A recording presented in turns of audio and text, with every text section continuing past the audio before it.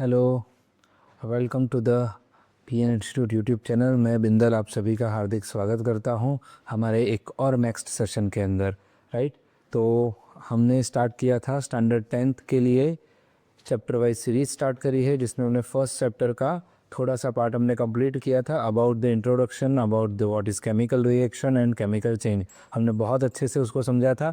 आज हम उसके आगे का एक और पार्ट समझते हैं जिसको हम बोलते हैं बैलेंस्ड केमिकल इक्वेशन। राइट, तो बैलेंस्ड केमिकल इक्वेशन से पहले केमिकल इक्वेशन क्या होता है, केमिकल चेंज जो भी है, जैसे कि कोई भी न्यू सब्सटेंस जब फॉर्म होता है जिसको हम केमिकल चेंज बोलते हैं, और उस केमिकल चेंज को रिप्रेजेंट करने के लिए हम जिसको यूज़ करते हैं वो है केमिकल रिएक्शंस। और वो केमिकल रिएक्शंस को हम किस तरह से बताते हैं, केमिकल इक्वेशन से। तो कुछ चीज़ें हमें यहाँ पर समझनी होगी, जैसे कि यहाँ पर हमारे पास एक केमिकल रिएक्शन है जिसमें मैग्नीशियम और ऑक्सीजन का कॉम्बिनेशंस बताया हुआ है। मैग्नीशियम एंड ऑक्सीजन, मैग्नीशियम और ऑक्सीजन को हम जब रिएक्ट करते हैं तो क्या मिलेगा, तो सर जी हमें मिलेगा मैग्नीशियम ऑक्साइड। क्या आप मुझे क्विकली बता सकते हैं इसमें कौन सा होगा रिएक्टेंट और कौन सा प्रोडक्ट होगा? इसमें जो हमारा इस साइड का पार्ट है, लेफ्ट साइड का जो पार्ट है, उसको हम बोलेंगे रिएक्टेंट। क्या बोलेंगे हम उनको? उसको हम बोला जाएगा यहाँ पर रिएक्टेंट। राइट, एंड देन हमारा जो एरो की राइट हैंड साइड का जो पार्ट है उसको हम बोलेंगे प्रोडक्ट। क्या बोला जाएगा उसको? प्रोडक्ट। राइट, सो रिएक्टेंट से प्रोडक्ट में कन्वर्ट होना, रिएक्टेंट से प्रोडक्ट में कन्वर्ट होना, इसी चीज़ को हम बोलते हैं केमिकल रिएक्शन। तो ये जो बीच में एरो हेड है वो आपको बताता है कि ये रिएक्शंस कंप्लीट हुई है, और यहाँ पर ये जो एरो का जो हेड पार्ट है वो आपको प्रोडक्ट की तरफ दिखाएगा। अब ये जो है वो इस तरफ जा रही है, मतलब कि राइट साइड जो रिएक्शन जा रही है, तो उसको हम बोलते हैं फॉरवर्ड रिएक्शन। कौन सी रिएक्शन बोलेंगे? Forward reaction. ऐसे ही एक और रिएक्शन आती है जिनको बोला जाता है बैकवर्ड रिएक्शन। क्या बोला जाएगा? बैकवर्ड रिएक्शन, जिसमें एरो जो है वो रिवर्स साइड का बताया जाता है, मतलब कि हमारी तरफ, मतलब कि लेफ्ट साइड की ओर बताया जाता है। ये आपको इक्विलिब्रियम नाम का चैप्टर जब आप पढ़ोगे तब थोड़ा समझ में आएगा कि फॉरवर्ड रिएक्शन और बैकवर्ड रिएक्शंस क्या होती हैं। और ये दोनों ही रिएक्शंस जब इक्वल लेवल पर होती है तो इक्विलिब्रियम और केमिकल इक्विलिब्रियम का एस्टेब्लिशमेंट होता है। ठीक है, ये चीज़ें थोड़ी 11th-12th स्टैंडर्ड की ओर हम डायरेक्ट कर रहे हैं कि इस तरफ भी आप पढ़ोगे।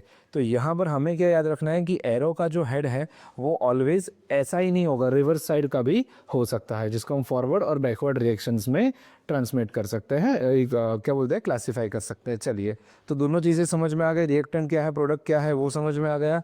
अब हम जो पार्ट पढ़ने वाले हैं वो ये है कि ये जो रिएक्शंस है वो बैलेंस होनी चाहिए। ये जो केमिकल इक्वेशन है वो बैलेंस होना चाहिए। क्यों बैलेंस होना चाहिए वो भी मैंने आपको बताया था कि ये बैलेंस इसीलिए होना चाहिए क्योंकि law of conservation of mass को हमें फॉलो करना है। Law of conservation of mass क्या बोलता है कि दोनों साइड एलिमेंट्स, एटम्स जो है वो दोनों ही साइड क्या होने चाहिए, सेम होने चाहिए ऑन द बोथ साइड। जब रिएक्टेंट की साइड और प्रोडक्ट की साइड, दोनों साइड एलिमेंट सेम होने चाहिए। रीजन, कंजर्वेशन ऑफ मास ने क्या बोला था कि नाइदर जो हमारे एटम्स है, नाइदर क्रिएटेड, मास जो है वो नाइदर क्रिएटेड और नॉर डिस्ट्रॉयड। तो इसीलिए दोनों साइड क्या होना चाहिए, एलिमेंट्स और मास की अमाउंट सेम होनी चाहिए। आई गेस इतना आपको पता था। एक और बात कि अगर ये बैलेंस्ड केमिकल इक्वेशन हो गया, राइट, ये बैलेंस्ड केमिकल इक्वेशन हो गया, तो जो बैलेंस नहीं होगा उसको हम क्या बोलेंगे? उसको हम बोलेंगे नॉन बैलेंस्ड केमिकल इक्वेशन। क्या बोला जाएगा? Non balanced chemical equation. और ये जो नॉन बैलेंस्ड केमिकल इक्वेशन है उसी को हम बोलते हैं स्केलेटल केमिकल इक्वेशन। क्या बोलते हैं हम उसको? Skeletal chemical equation. तो आपके एनसीईआरटी में एक टर्म होगा स्केलेटल केमिकल इक्वेशंस और दूसरा एक टर्म है नॉन बैलेंस्ड इक्वेशंस। तो बेसिकली एक टर्म था बैलेंस्ड इक्वेशन और एक होगा स्केलेटल केमिकल इक्वेशन। तो अगर आपको कोई रिएक्टेंट और प्रोडक्ट ऐसे दिए गए हैं जहाँ पर कोई इक्वेशंस को बैलेंस नहीं किया गया है तो उसको आप टर्म दोगे स्केलेटल केमिकल इक्वेशन। और जब उसको हम बैलेंस करें, कैसे करेंगे वो आज हमें सीखना है। तो वो बैलेंस अगर किया गया है तो उसको हम बोलेंगे balanced chemical equation. I think अब चीज़ें क्लियर होगी आपके लिए। चलिए, बैलेंस केमिकल इक्वेशन क्या है वो समझ में आ गया। कल मैंने आपको बताया था कि ये दोनों टेबल जो है वो आपको अच्छे से लर्न करने हैं। एक बार आप इसके ऊपर मास्टरी हासिल कर लोगे, आई डोंट थिंक सो कि आपको और किसी भी कोई भी तरह का प्रॉब्लम होगा, कोई भी किसी भी तरह की ज़रूरत पड़ेगी। अगर आपने इतनी चीज़ें परफेक्टली कर ली है, एक ये टेबल और एक ये टेबल, आप केमिस्ट्री में ऑलमोस्ट मास्टर हो जाओगे। क्यों? क्योंकि केमिस्ट्री जो है वो फार्मूला के साथ डील करता है और ये टेबल जो है वो हमें फार्मूला बनाना सिखाता है, राइट। तो एक दो एग्जांपल इस फार्मूला के भी मैं आपको रिवाइज करवा देता हूँ सो दैट कि हम ज़रा रिकैप कर ले। जैसे कि थोड़ा फार्मूला बनाते कैसे है वो एक बार समझ लेते हैं। जैसे कि कॉपर है बराबर, तो ये पॉजिटिव चार्ज वाले सारे एलिमेंट्स है, यहाँ पर नेगेटिव चार्ज वाले हैं। तो आप क्या करोगे, तो कि कोई भी पॉजिटिव चार्ज वाले एलिमेंट्स को नेगेटिव चार्ज वाले एलिमेंट्स के साथ हम कंबाइन कर सकते हैं। जैसे कि मैंने यहाँ पर बात करी है, एक है मैग्नीशियम और दूसरा है कार्बोनेट, और ये दोनों की ही वैलेंसी क्या है, इसकी +2 है और इसकी -2 है। तो सेम सेम वैलेंसी तो कट हो जाएगा, तो ये कंपाउंड बन जाएगा क्या, MgCO3, राइट। चलिए एक और एग्जांपल देखते हैं इसके अलावा।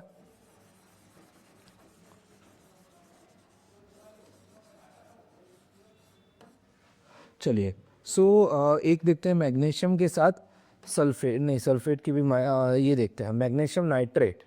तो मैग्नीशियम जो है उस एलिमेंट का है +2 वैकेंसी और जो नाइट्रेट है उसका है -1 वैलेंसी, बराबर। हम सिंबल्स को कैरी आउट नहीं करते यहाँ पर, सिर्फ we are focusing on to the numbers only. तो जो 1 नंबर है वो ट्रांसफ़र हो जाएगा मैग्नीशियम के पास और जो सेकंड नंबर है that will be transfer to the nitrate. तो ये जो कंपाउंड बनेगा वो क्या बनेगा, MgNO3 ट्वाइस, मतलब कि मैग्नीशियम नाइट्रेट। कैसे बोला जाएगा कि सर Mg और NO3 ट्वाइस। क्लियर है इतनी चीज़ें। तो इस तरह से हम जो है वो कंपाउंड बनाते हैं कि कोई भी कंपाउंड का पॉजिटिव चार्ज फर्स्ट और नेगेटिव चार्ज को हम सेकंड लेवल पर रखेंगे और उसको क्रिस क्रॉस कर देंगे सो डेट कि हमारा कंपाउंड जो है वो बन जाएगा। इसी मेथड को हमने 9th स्टैंडर्ड में नाम दिया था क्रिस क्रॉस मेथड। क्या नाम दिया था, क्रिस क्रॉस मेथड, बराबर। यहाँ पर हम क्रिस क्रॉस कर रहे हैं उनका, इसीलिए, ठीक है। ऐसे बहुत सारे एलिमेंट्स हैं, आप इतने बेसिक फंडामेंटल्स याद रखिए, बाकी सब एलिमेंट्स जो है वो आपको बाय डिफ़ॉल्ट याद हो जाएंगे। कुछ बच्चों का ऐसा कहना है कि सर हमें ये जो है वो हम याद रखने बैठेंगे, अभी 10th स्टैंडर्ड के स्टूडेंट्स हैं, साइंस पढ़ रहे हैं और आप साइंस पढ़ा रहे हो तो हम रट्टा मारेंगे ये सब चीज़ों का। नहीं, कोई भी चीज़ का रट्टा नहीं मारते। रट्टा मतलब क्या होता है कि आपको बिना समझे उसको याद रखना, उसको हम बोलते हैं रट्टा मारना। ये जो चीज़ है वो रट्टा मारने जैसी नहीं है, उसको आपको मेमोराइज़ करना पड़ेगा। कैसे, रोज़ आपको ये जो टेबल है उसका प्रिंट निकलवा के आप अपने टेबल या कहीं पर रख दो और उसको रोज़ देखो, रोज़ आप उसको रीड करो, गो थ्रू करो, अपने आंखों के सामने से उसको पास ऑन करो कि इसका H+ बोलते हैं, Cl- मतलब क्लोराइड होता है, Br- मतलब ब्रोमाइड होता है, NO3- मतलब नाइट्रेट होता है, HCO3- मतलब हाइड्रोजन कार्बोनेट, एक दूसरा नाम भी है उसका, लिख लेना बाई कार्बोनेट। जब हम नेक्स्ट चैप्टर पढ़ेंगे तो ये चीज़ हमें ज़रूरत पड़ेगी, बाई कार्बोनेट भी बोलते हैं HCO3- को। एक बार ध्यान से आप पढ़ोगे भी ना और ऐसा एक हफ्ते भी कर लिया तो अगले हफ्ते से आप इसको बहुत अच्छे लेवल पर ले जाओगे, इसका बहुत अच्छे लेवल पर समझ पाओगे, ठीक है। तो ये टेबल्स हमें याद रखने थे और ये एलिमेंट्स हमें याद रखना है।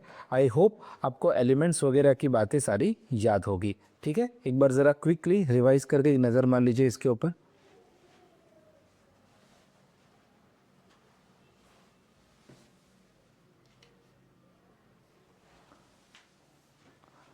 चलिए आगे बढ़ते हैं नेक्स्ट पॉइंट के बाद। अब सीधा मैं आपको रिएक्शन के पास ले जाता हूँ। रिएक्शन को स्टार्ट करने से पहले एक चीज़ और आपको देखनी है कि जब भी आपको एक केमिकल रिएक्शन को लिखे तो आपको कुछ ऐसे वर्ड्स देखने को मिलेंगे जैसे कि सॉल्यूशन, सॉल्यूशन, फिर कहाँ गया सॉल्यूशन वर्ड मिलेगा आपको, then gas, piece of, liquid, absolute, वो लिक्विड के बारे में बात कर रहे हैं। सो बेसिकली क्या कहने की कोशिश कर रहे हैं यहाँ पर कि जब भी आपको ऐसे वर्ड्स देखने को मिले तो आपको इक्वेशंस के अंदर उसको समझना है, उसको सजेस्ट करना है। कैसे, जैसे कि ये सॉल्यूशन है, ये सॉल्यूशन को आप रिप्रेजेंट करोगे AQ लेटर से। कौन से लेटर से, AQ लेटर से। जो सॉलिड होते हैं उस सॉलिड को आप रिप्रेजेंट करोगे एस टर्म से, जो लिक्विड है उसको आप रिप्रेजेंट करोगे एल से, और जो गैस है उसको आप रिप्रेजेंट करोगे स्मॉल जी से। और ये जो तीनों है उसको आप कहाँ पर लिखोगे, तो कि रिएक्शन के बाजू में जैसे कि यहाँ पर लिखा है एसिटिक एसिड सॉल्यूशन, तो हम क्या करेंगे एसिटिक एसिड का फॉर्मूला लिखेंगे इस तरह से, और उसके बाजू में ए क्यू ऐसे करके स्लाइड में लिख देंगे। क्लियर? तो इस तरह से आपको रिएक्शंस को बताना पड़ता है, और उसके एरो हेड पर टेम्परेचर या प्रेशर की कोई भी कंडीशंस हो तो उसको फॉलो करनी है। ठीक है, तो जनरली एग्जाम में इस तरह से दो क्वेश्चंस आते हैं। पहला नॉर्मल आपको रिएक्शंस को बैलेंस करने का पूछते हैं, जैसे कि यहाँ पर हमें बताया गया है वैसे, फिर यहाँ पर इस तरह से वर्ड इक्वेशंस दिए जाते हैं और उसको आपको बैलेंस करना है। ठीक है, तो ये हम ये प्रैक्टिस करेंगे, ये आपके लिए सीट भी है प्रैक्टिस करने के लिए। ठीक है, प्लस एनसीईआरटी में भी बहुत सारे एग्जांपल्स गिवन हैं, सो दैट कि आपकी परफेक्ट प्रैक्टिस हो जाएगी। इसके बारे में हम क्वेश्चन भी डिस्कस करेंगे। फिलहाल कॉन्सेप्ट समझते हैं कि किस तरह से चीज़ों को बैलेंस किया जाता है। तो बैलेंस करने के लिए मेरा एकदम सिंपल फंडा है कि हम उसको टेबल बना देंगे, बराबर। टेबल के फॉर्म में बनाएंगे और उस टेबल को इक्वेट कर देंगे, तो ऑटोमेटिकली पूरा इक्वेशन जो है वो डन हो जाएगा। एक और चीज़ आपको ध्यान रखनी है वो ये है कि आप डायरेक्ट भी कर सकते हो जब आप थोड़ा एडवांस लेवल पर पहुंच जाओ, अदरवाइज आप स्टार्टिंग करिए टेबल मेथड से। जैसे कि यहाँ पर हम बात करें, पहले हम क्या करेंगे, तो कि अब बैलेंस्ड करने का मतलब क्या होता है, what is the meaning of balance करना। सर ये पार्ट में और ये वाले पार्ट में दोनों में एटम्स जो है वो सेम होने चाहिए, बराबर। सेम होने चाहिए से मेरा मतलब है इक्वल अमाउंट में होने चाहिए, मास इक्वल होना चाहिए। मास क्या होता है कोई बताएगा? कमेंट में ज़रा लिखना कि मास का मतलब क्या होता है। ठीक है, ये होमवर्क है आपका, मास का मतलब क्या होता है। तो जो मास है वो हमारे एटम्स, जितने ज़्यादा एटम्स होंगे उतना ही ज़्यादा मास होगा। तो लेट्स से यहाँ पर हमारे पास पहले तो एलिमेंट कौन कौन से है, तो कि सर हमारे पास एक है पोटेशियम। अब हम क्या करते हैं, तो कि इसको हम टेबल में डिवाइड कर देते हैं। जैसे कि ये फर्स्ट रिएक्शन की बात करें, ये दोनों रिएक्टेंट में हमारे पास कौन कौन से एलिमेंट है, पहला तो है पोटेशियम, दूसरा है ब्रोमीन, बराबर। फिर बी आर मतलब ब्रोमीन, फिर एक और एलिमेंट है बी ए, ये बी ए का मतलब होता है बेरियम। क्या नाम है इसका? बेरियम, बराबर। और फिर आई का मतलब होता है आयोडीन, तो ये हो गया बेरियम और ये हो गया हमारा आयोडीन। अब यही सेम एलिमेंट आपको थोड़े अलग तरीके से यहाँ सामने दिखेंगे। ठीक है, जैसे कि यहाँ पर भी पोटेशियम आयोडाइड और बेरियम ब्रोमाइड आपको दिख रहा होगा। ठीक है, अब हम क्या करते हैं, उसको टेबल के फॉर्म में लिख लेते हैं कि ये सारे जो एलिमेंट्स हैं उस सारे एलिमेंट्स को हम लेफ़्ट और राइट पार्ट में डिवाइड कर देते हैं।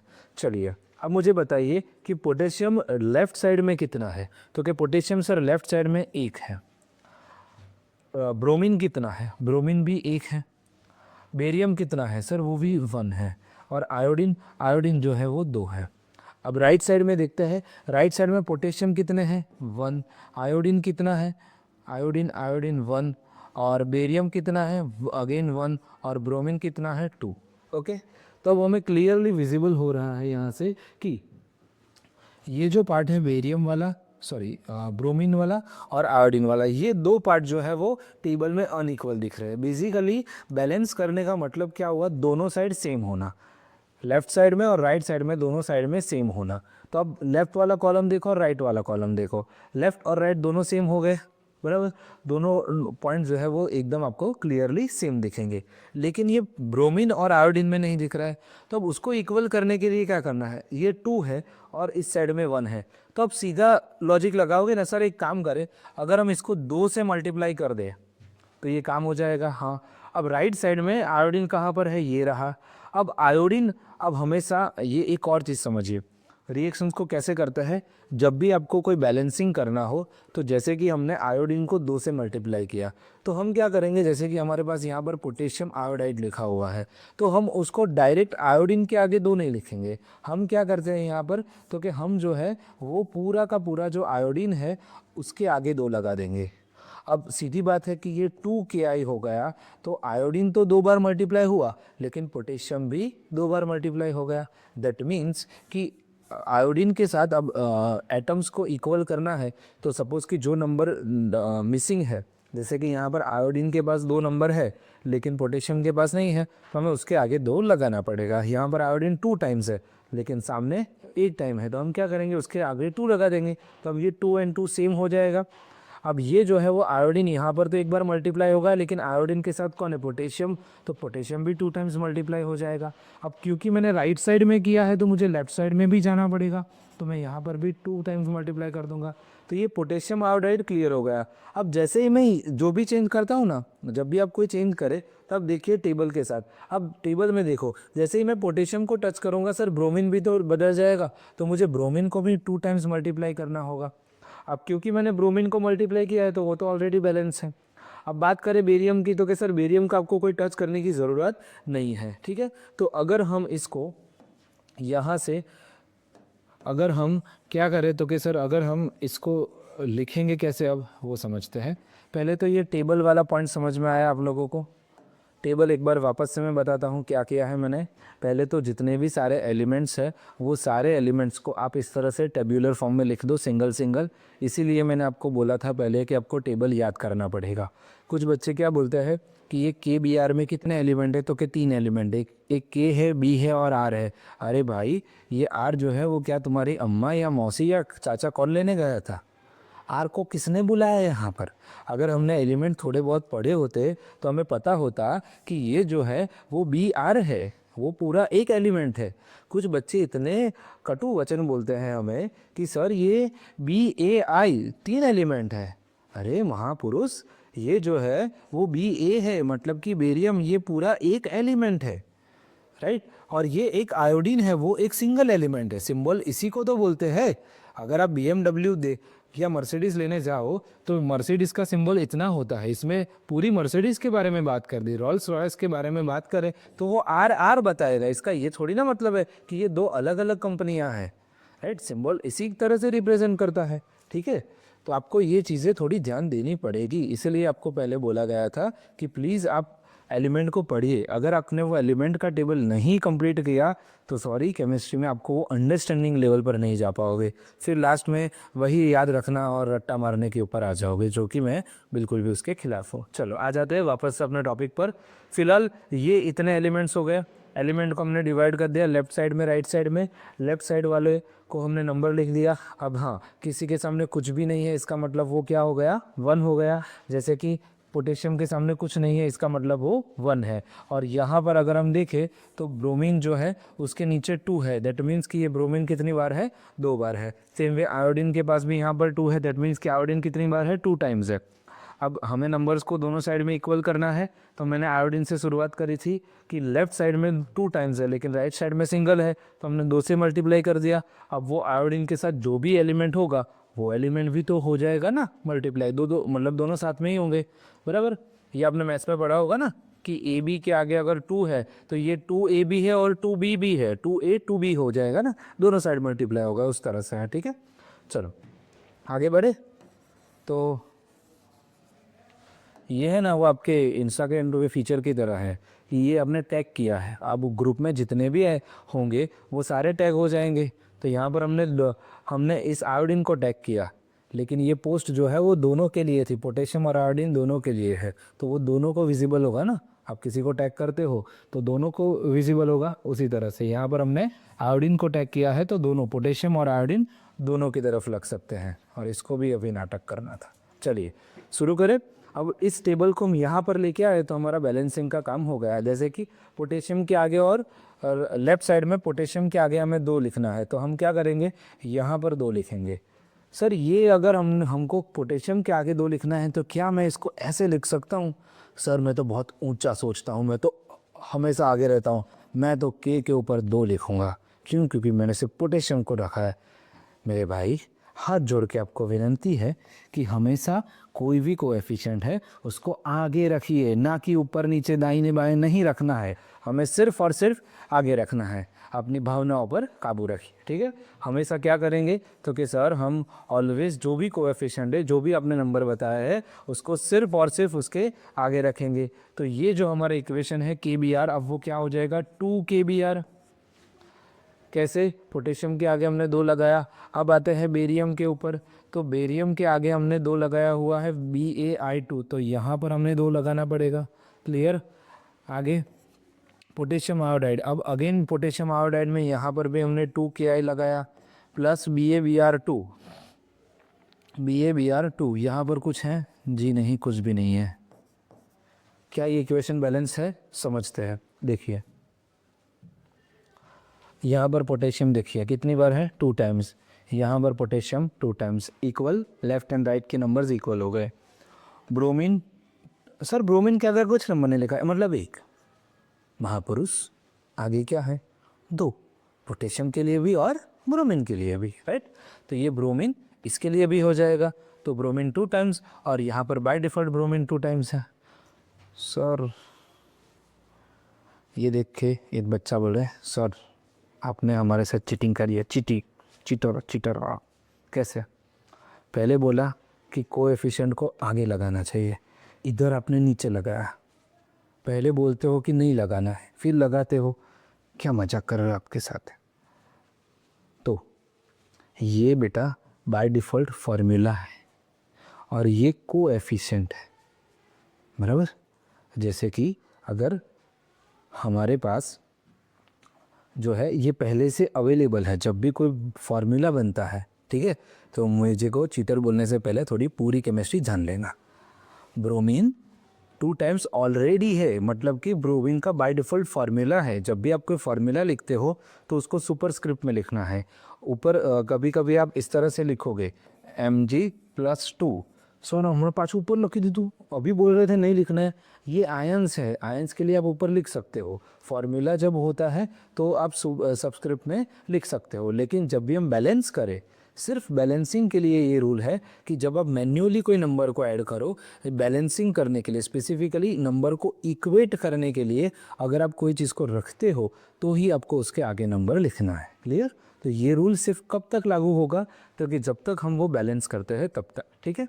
चलो, तो ब्रोमीन तो इक्वल हो गया। अब आता है बेरियम, जो कि ऑलरेडी 2 टाइम्स है। अब बेरियम जो है वो 2 टाइम्स है। देखो यहाँ पर हमने बेरियम 2 टाइम्स है, लेकिन यहाँ पर तो बेरियम 1 टाइम्स ही है, तो हमें आगे बेरियम को 2 टाइम्स करना पड़ेगा। अब जैसे ही मैं बेरियम को 2 टाइम्स करता हूँ तो ब्रोमीन भी 2 टाइम्स हो जाएगा। अब ये समझिए ध्यान से,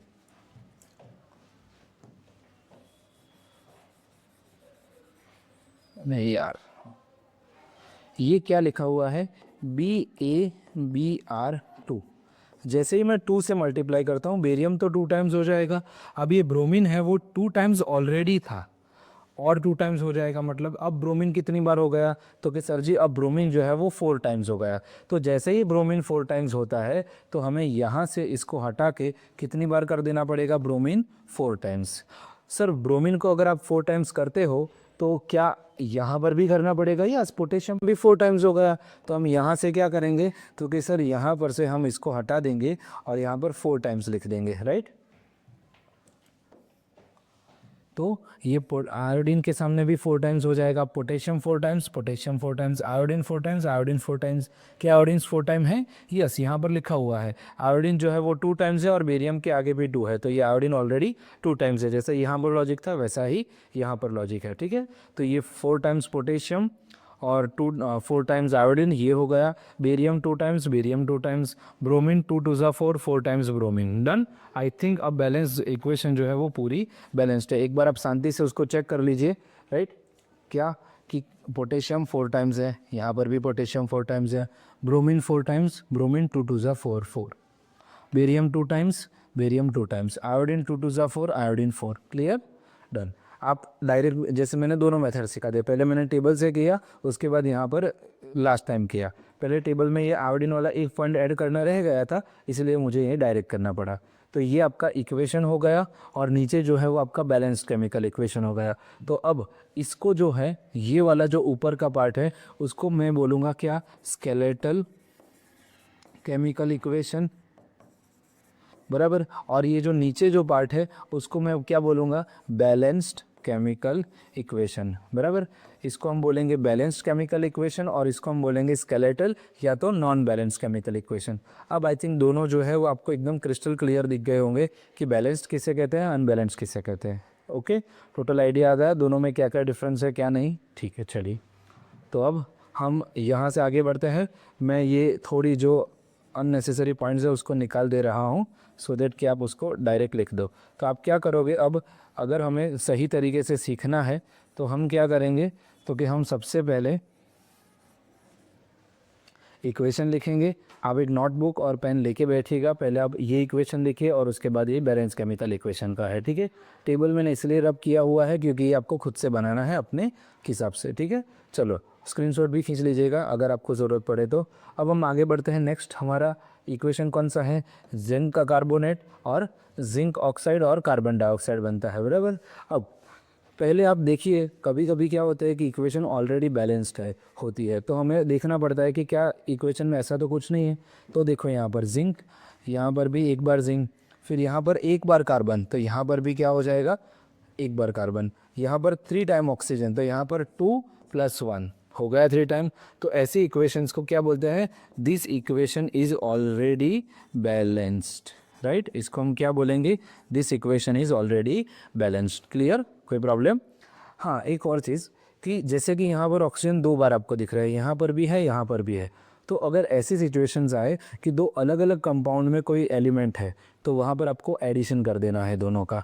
और जैसे कि मैंने बताया था, सपोज़ कि ये हम बात करें MgCl2, बराबर। तो ऐसा कोई कंपाउंड है और उसके आगे हम कोई मल्टीप्लाई, कोई डिजिट से मल्टीप्लाई करते हैं, तो वो इसके साथ भी मल्टीप्लाई होता है और बाजू वाले नंबर के साथ भी मल्टीप्लाई होगा। तो क्लोरीन ऑलरेडी 2 टाइम्स है, तो अब मल्टीप्लाई बाई 3। तो यहाँ पर मल्टीप्लाई यूज़ करना है और यहाँ पर हमने अलग अलग कंपाउंड है तो एडिशन यूज़ करना है। डन। चलो, आई थिंक अब कोई चीज़ में प्रॉब्लम नहीं होगा, ठीक है। चलो, तो सेकंड इक्वेशन जो कि ऑलरेडी बैलेंस्ड है। अब आता है सेकंड थर्ड वाला इक्वेशन जहाँ पर ये H2 + Cl2 है, ठीक है। चलिए, अब थोड़ा सिंपल इक्वेशन से तो है, तो हम डायरेक्ट करने की कोशिश करते हैं।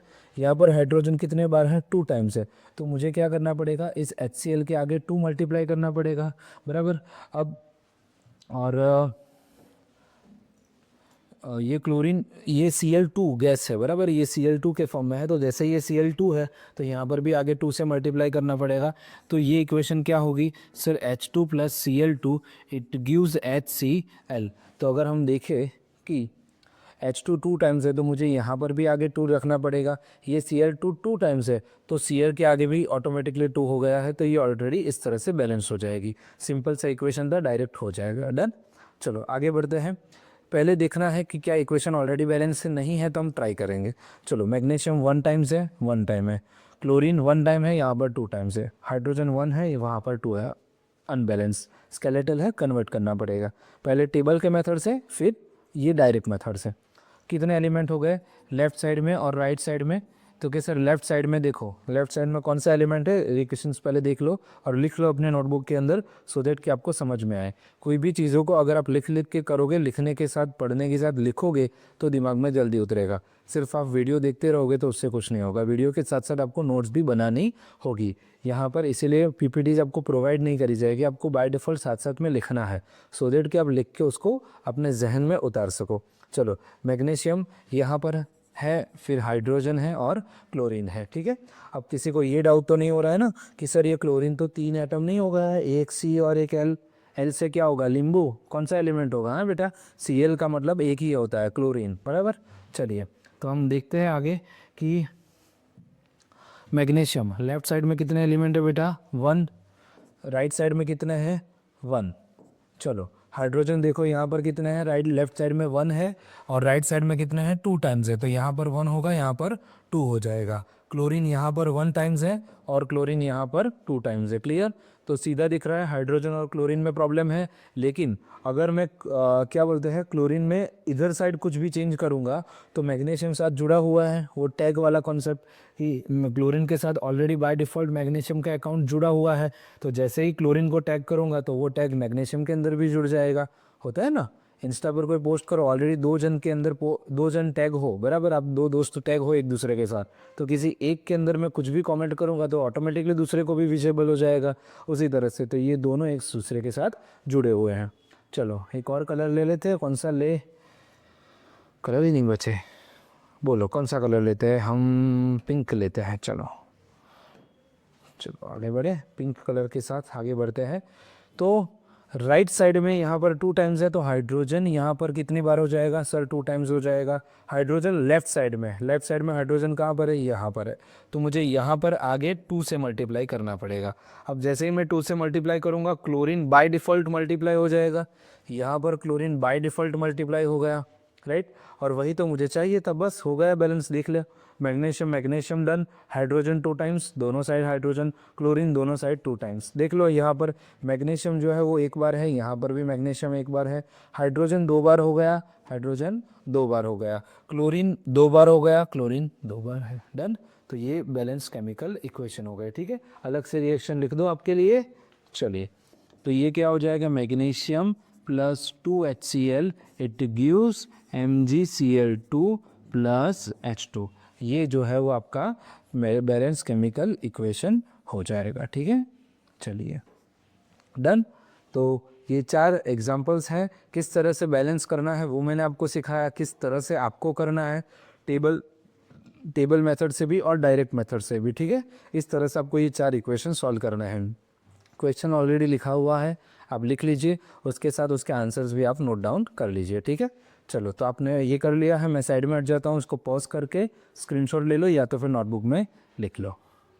चलो डन। अब हम आगे बढ़ते हैं हमारे नेक्स्ट क्वेश्चन की ओर। बैलेंस केमिकल, अब ये एक सेट हो गया जहाँ पर आपको बैलेंस करना है। अब ये एक दूसरा सेट हो गया जहाँ पर आपको इस तरह से वर्ड इक्वेशन दिया होगा। अब इस वर्ड इक्वेशन में से पहले आपको स्केलेटल केमिकल इक्वेशन बनाना पड़ेगा। कैसे? तो कि हम एक एक चीज़ों को समझते हैं, पहले सेंटेंस को समझते हैं, उसके बाद डायरेक्ट अटैक करेंगे। पहले तो ये देखो, लेड एसिटेट सॉल्यूशन, ये एक पार्ट हो गया कि एक सॉल्यूशन है is treated with dilute hydrochloric acid. समझो क्या है इज ट्रीटेड विथ, मतलब कि क्या हो गया, ये एक कंपाउंड है, उसको किसी के साथ रिएक्ट करवाया गया, मतलब कि ये लेड एसीटेट है, उसको ट्रीट किया गया है किसके साथ, हाइड्रोक्लोरिक एसिड के साथ, बराबर। तो ये दोनों को जुड़ा हुआ किया है, मतलब इन दोनों को एक दूसरे के साथ रिएक्ट करवाया गया। टू फॉर्म का मतलब क्या हुआ, इन दोनों को एक दूसरे के साथ रिएक्ट करवाया तो कुछ बना, क्या बना, to form lead chloride and acetic acid solution, बराबर। क्या क्या चीज़ें बनी कि अगर हम लेड एसिडेट सॉल्यूशंस को हाइड्रोक्लोरिक एसिड के साथ ट्रीट करते हैं तो हमें लेड क्लोराइड और एसिटिक एसिड के सॉल्यूशंस मिलते हैं, ठीक है। अब ये जो वर्ड है acetates, chlorides, acetic acid, 4th chapter chemistry में आप पढ़ोगे, ठीक है। अभी फिलहाल हम स्टार्ट करते हैं, कंपाउंड्स किस तरह से बनेंगे वो समझिए। लेड एसिटेट का मतलब होता है CH3COO ट्वाइस PbCH3COO ट्वाइस, ये क्या है, लेड एसिटेट। अब क्या लिखा हुआ है बाजू में, सॉल्यूशन। अब सॉल्यूशन का मतलब क्या हो गया, बाजू में क्या लिखना पड़ेगा, AQ। ट्रीटेड कर रहा है मतलब कि प्लस किसके साथ ट्रीट कर रहा है, हाइड्रोक्लोरिक एसिड के साथ। तो HCl क्या है, ये भी एक तरह का सॉल्यूशन है, तो AQ यहाँ पर भी लिखने पड़ेगा। टू फॉर्म का मतलब ये रिएक्ट हो गई मतलब कि एरो बन गया।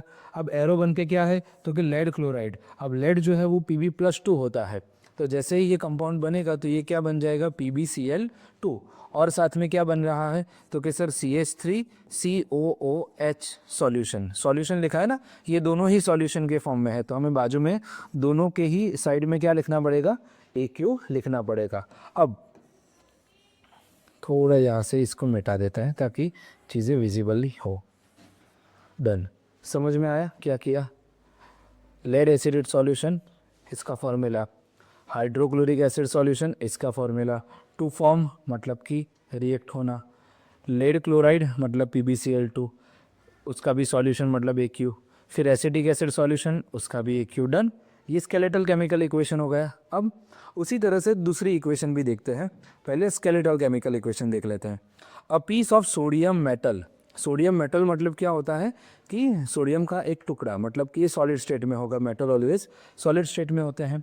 तो piece of sodium solid state में है इसलिए हम उसको S लिखेंगे, is added to the absolute ethanol, बराबर। एब्सोल्यूट इथेनॉल मतलब कि इथेनॉल का जो सॉल्यूशन होता है उसके अंदर ऐड किया जाता है। अब इथेनॉल का फार्मूला क्या होगा, इथेनॉल का फार्मूला होगा CH3CH2OH, बराबर। इज एडेड टू का मतलब क्या होगा, सोडियम को हम इसके अंदर ऐड कर रहे हैं, किसके अंदर, इथेनॉल के अंदर हम ऐड कर रहे हैं, किस चीज़ के लिए, टू फॉर्म का मतलब क्या हो गया, रिएक्ट हो गई, रिएक्शन बन के क्या बनेगा, सोडियम इथॉक्साइड का मतलब क्या हो गया, CH3CH2ONA, ये जो है वो आपके सोडियम इथॉक्साइड का फॉर्मूला है।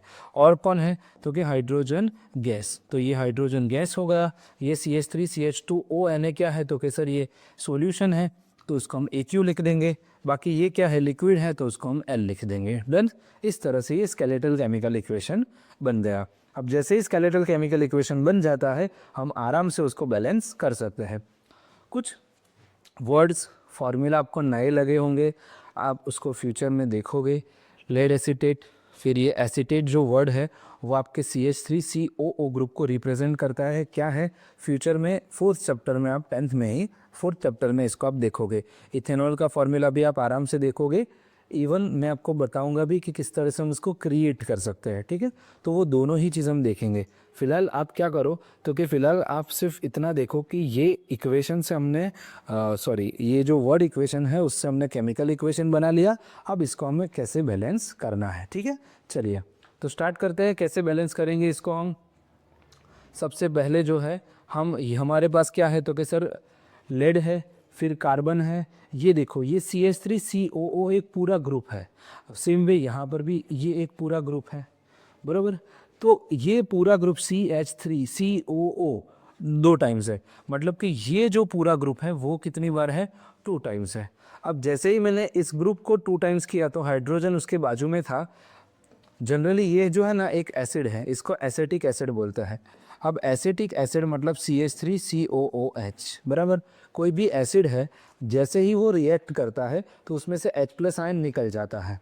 तो होगा क्या कि ये जो एसिड है उसमें से CH3COO ग्रुप अलग हो जाएगा और H+ ग्रुप अलग हो जाएगा। तो ये H+ अलग होगा और ये वाला पार्ट अलग होगा, ठीक है। तो ये जो CH3COO- ग्रुप है उसी को हम एसीटेट ग्रुप बोलते हैं, ठीक है।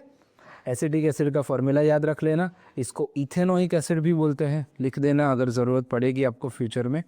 इथेनोइक एसिड भी बोलते हैं। इथेनोइक एसिड में फिर एसिटेट आयन्स और देन H+, बराबर। चलो तो जैसे ये एसिड में से ये CH3COO ग्रुप 2 बार है तो मैंने डायरेक्ट उसके आगे 2 लगा दिया। डन। चलो अब हाइड्रोजन 2 टाइम्स हो गया, तो हाइड्रोजन यहाँ पर 2 टाइम्स दिख रहा है तो कि सर है ही रहा हाइड्रोजन। अब आप समझिए यहाँ पर कार्बन कितनी बार है तो कि सर ये कार्बन और ये कार्बन कितनी बार है, 2 बार है। तो यहाँ पर भी 1 और 2 ऑलरेडी 2 टाइम्स तो है ही। तो ये 2 कार्बन 2 बार है, मतलब कि टोटल 4 टाइम्स। तो यहाँ पर ये 2 कार्बन्स 2 बार हो गए, मतलब कि टोटल 4 टाइम्स। तो ये भी हो गया, ये कार्बन 2 टाइम्स, ये कार्बन 2 टाइम्स। तो ये कार्बन भी 2 टाइम, ये कार्बन भी 2 time. Hydrogen 3 2 6 plus 1 7। Hydrogen 3 2 6 plus यहाँ पर भी हाइड्रोजन 1 था, मैंने आगे 2 लगा दिया है, तो मुझे यहाँ पर भी 2 लगाना पड़ेगा। तो यहाँ पर भी हाइड्रोजन 3 2 6 प्लस 2 8, 3 2 6 प्लस 2 8। ऑक्सीजन, दोनों ऑक्सीजन 2 टाइम्स मतलब कि 4 टाइम्स, ये दोनों ऑक्सीजन 2 टाइम्स। डन। देन क्या बचा अभी, क्लोरीन के आगे 2 है, यहाँ पर भी क्लोरीन के आगे 2 है। लेड अकेला है, यहाँ पर भी लेड अकेला है। ये इक्वेशन बैलेंस हो गया, बराबर। कैसे, थोड़ा एक बार और रिवाइज करवा देता हूँ सो देट कि आप कंफ्यूज ना हो। भाई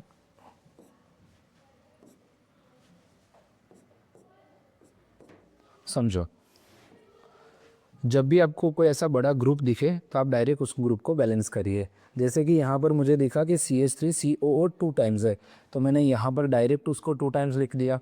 अब क्योंकि मैंने ये 2 टाइम्स किया तो ये हाइड्रोजन भी 2 हो गया। अब ये हाइड्रोजन के टोटल नंबर गिनो कितने हैं, ये 3 और ये 2 से मल्टीप्लाई होगा मतलब 6, प्लस ये और एक हाइड्रोजन है, मतलब कि टोटल 8 हाइड्रोजन हो गए। यहाँ पर कितने हैं तो कि यहाँ पर ये हाइड्रोजन 2 से मल्टीप्लाई होगा तो 6 हाइड्रोजन, प्लस यहाँ पर एक और हाइड्रोजन है। तो अगर मैं इसके आगे 2 रख दूंगा तो ये हाइड्रोजन भी 2 टाइम्स हो गया, ये हाइड्रोजन भी 6 टाइम्स। ये 6 + 2 8, 6 + 2 8। डन। जैसे ही मैंने 2 रखा, क्लोरीन भी 2 टाइम हो गया, तो ये क्लोरीन आगे 2 टाइम्स हो गया। डन। बाकी इक्वेशन ऑलरेडी बैलेंस थी, कोई प्रॉब्लम यहाँ पर, ठीक है। चलो आगे बढ़ते हैं। अब नेक्स्ट क्या है तो कि सोडियम।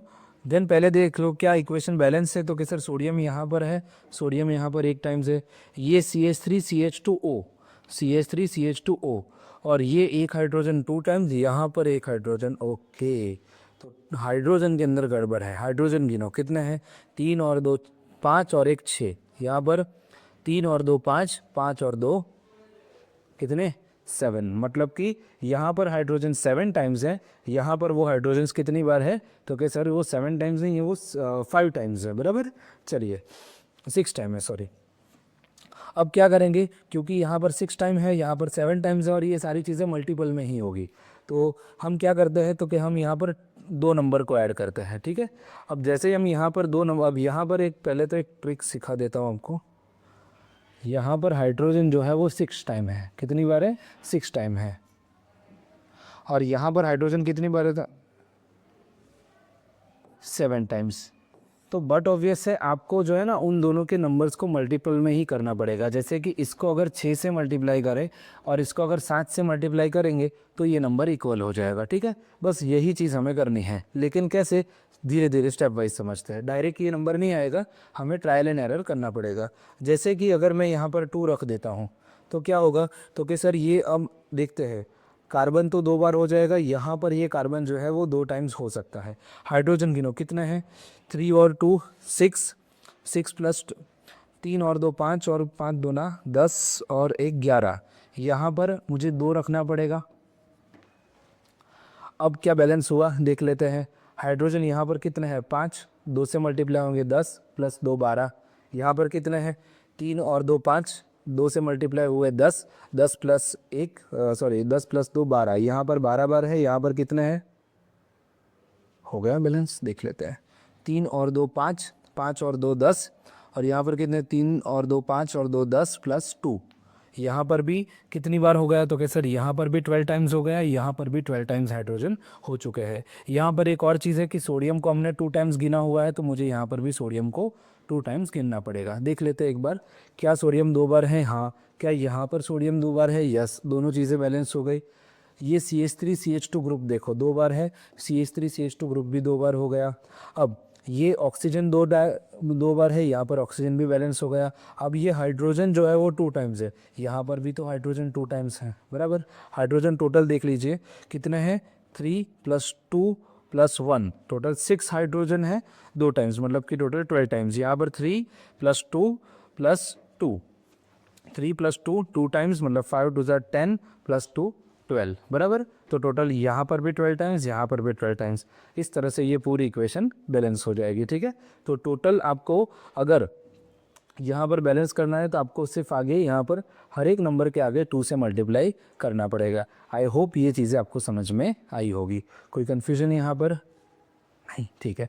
कोई भी चीज़ें हो, डाउट में हो, तो आप बेझिझक कमेंट सेक्शन में लिख दीजिए, हम इसका आंसर कर देंगे, ठीक है। जनरली जब नंबर्स होते हैं तो आप इस तरह से करते हो, सिर्फ नंबर होगा तो आप डायरेक्ट मल्टीपल ढूंढते हो, लेकिन यहाँ पर नंबर जो है वो डिवाइड है। ये हाइड्रोजन जो है वो डिवाइड था। अगर ये हाइड्रोजन इस तरफ होता, बराबर, अगर ये हाइड्रोजन को हमने डिवीजन में ना रखा होता और एक अलग से ही होता, तो हो सकता था हमें इतने बड़े नंबर तक जाना पड़े। लेकिन क्योंकि हाइड्रोजन दोनों अलग अलग टाइम पर है, अलग अलग कंपाउंड में शेयरिंग बेसिस पर है, सो हम आसानी से डायरेक्ट मल्टीप्लाई करके भी आंसर ला सकते हैं, ठीक है। तो दोनों के आंसर लिख दीजिए यहाँ पर शांति से, और ये भी नोट डाउन कर ही लेते, ठीक है, कोई बात नहीं। ये जो साइड में है वो अब बैक जाके इसको नोट डाउन कर लीजिएगा कि CH3COH का क्या होता है क्या नहीं, और ये नोट डाउन कर लीजिए, ठीक है। चलिए डन, आई होप आपने ये पूरी चीज़ें नोट डाउन कर ली होगी। डन, चलिए तो आगे बढ़ते हैं नेक्स्ट पॉइंट के साथ। ये 2 इक्वेशन हो गई। अब यहाँ पर ये 2 इक्वेशन है, ठीक है। आयरन 3 ऑक्साइड, उसको मैंने हीट किया हुआ है किसके साथ, कार्बन मोनोऑक्साइड के साथ, कंबाइन हो गया, रिएक्ट टू फॉर्म का मतलब एरो के बाद सॉलिड आयरन, सिंपल आयरन अकेला, then liberate the carbon dioxide gas. ये गैस है, ये सॉलिड है, समझ में आ गया क्या करना है क्या नहीं। डन, यहाँ पर भी गैस है, फिर यहाँ पर ये जो है वो आयरन 3 ऑक्साइड, ये सॉलिड कंपाउंड है। मैं लिख दे रहा हूँ यहाँ पर साइड में कि ये क्या है, तो कि सर ये सॉलिड है, ठीक है। चलो अब कंपाउंड बनाना है और उसको बैलेंस करना है। पीछे जो टेबल है उसमें गिवन है कि ये आयरन 3 Fe+3 है, ठीक है। बाकी ऑक्साइड की वैलेंसी आपको मालूम है तो आपको पहले कंपाउंड बनाना होगा, देन करना पड़ेगा। कार्बन मोनो ऑक्साइड का मतलब होता है एक बार ऑक्सीजन होगा, ठीक है। देन सॉलिड आयरन, आयरन का सिंबल हमें गिवन है पीछे। देन कार्बन डाइऑक्साइड का फॉर्मूला आपको बताई होगा। डाई ऑक्साइड मतलब कि O2, मोनो ऑक्साइड मतलब कि सिर्फ CO। लो मैंने फॉर्मूला भी लिख दिया, ठीक है। ये CO और ये CO2 कर दोगे आप लोग। तो ये जो दो चीज़ें हैं वो आपके लिए, ये दोनों ही इक्वेशन जो है वो आपके लिए रहेंगे होमवर्क, बराबर। तो ये दोनों इक्वेशन जो है वो आपको करने हैं होमवर्क के अंदर, ठीक है। सेम वे यहाँ पर भी मैं आपको थोड़ी हेल्प कर देता हूँ। हाइड्रोजन सल्फाइड गैस है, गैस का सिंबल रिएक्ट करता है, रिएक्ट करेगा किसके साथ, ऑक्सीजन गैस के साथ। क्या चीज़ बनाने के लिए, to form the solid sulphur. Solid मतलब कि solid compound. Then sulphur and liquid water, liquid का है, राइट। तो हर किसी का एक इंडिविजुअल फार्मूला ऑलरेडी हमने टेबल में गिवन ही है, उसी टेबल की हेल्प लेके आप उसको सॉल्व कर सकते हो, ठीक है। चलिए, तो ये वाली शीट आप होमवर्क में कर लीजिएगा। ये C और ये D दोनों क्वेश्चंस आपको होमवर्क में घर से कंप्लीट करने हैं, ठीक है। चलिए, इसके आंसर हम नेक्स्ट वीडियो में भी आपको दे देंगे। फिलहाल आपको दो चीज़ें कंप्लीट करनी है, एक तो ये दोनों, और ये दूसरा एक प्रैक्टिस सीट है आपके लिए। ये 20 इक्वेशंस है आपको, ये सारे के सारे इक्वेशंस में यहाँ पर आगे जो है कुछ के अंदर आपको लगाना होगा, किसी के अंदर आपको खुद से बनाना होगा, बराबर। किसी के अंदर ऐसा होगा कि जहाँ पर आपको मेंशन करना पड़ेगा कि ये बैलेंस है कि नहीं बैलेंस है। देखो शांति से कि क्या सब कुछ बैलेंस है, नहीं बैलेंस है तो उसको बैलेंस करो। तो ये 20 इक्वेशंस और ये 2 वर्ड इक्वेशन, ये दोनों अगर आप अच्छे से कंप्लीट कर लेते हो तो आराम से ये बैलेंसिंग केमिकल इक्वेशन के ऊपर आप मास्टरी हासिल कर सकते हो।